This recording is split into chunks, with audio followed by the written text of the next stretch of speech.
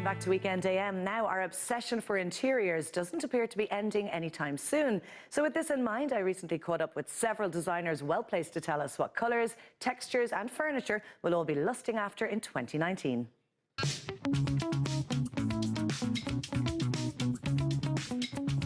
Helen, thank you so much for inviting us into your magnificent home today. It's a feast for the eyes, and it's a very special day because you're celebrating the launch of a collaboration.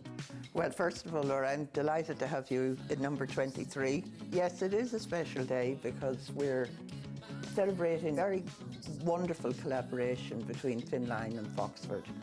You've been heavily involved with Foxford for many years. I've been designing for Foxford for almost 15 years, and when I started with Foxford, it was tartan blankets, which, by the way, are coming back.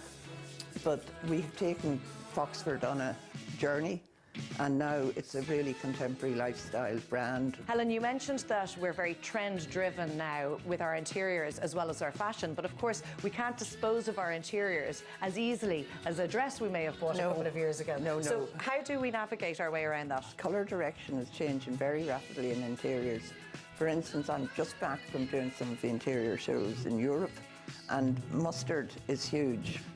I think you can dress it up with spots of trend, but then it's interesting that the blush pink has actually been around for 3 and 4 years now, and it has become mainstream. We have also used a lot of green, even in terms of paint colours. It has become a really important neutral, and people want this sort of outside in, and a spark of green somewhere is very restful and refreshing. We are an Irish company, obviously Foxford are also an Irish company. We thought it would be a great story for our furniture, all Irish made, to collaborate with an all Irish made fabric, and we thought it would be a lovely complement to our own furniture. Thinking back over the past 40 years, how have our tastes changed? Because I have strong memories of very floral couches, but I can't seem to find one these days. Yeah, we've a lot of those couches in our house back in the day as well, Laura.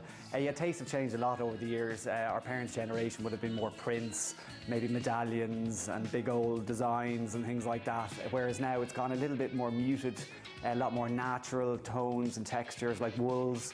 So things like this will be very popular in the market at the moment. And people are becoming a bit more braver, I think, with the fabric choices that they go for. Sometimes they'll go for maybe a little bit more muted on a sofa, and then they'll go for a big pop of colour maybe on a chair or a footstool or something like that, or cushions. It's lovely to see the reintroduction of timeless classics like the occasional chair and this daybed behind me. So we're sort of mixing old with new now. We are. We find that a lot, that people maybe with slightly more contemporary houses are actually going for very traditional furniture in a contemporary setting, and vice versa. Formerly, rules that people would have applied to interior design don't apply anymore. It's kind of anything goes, really.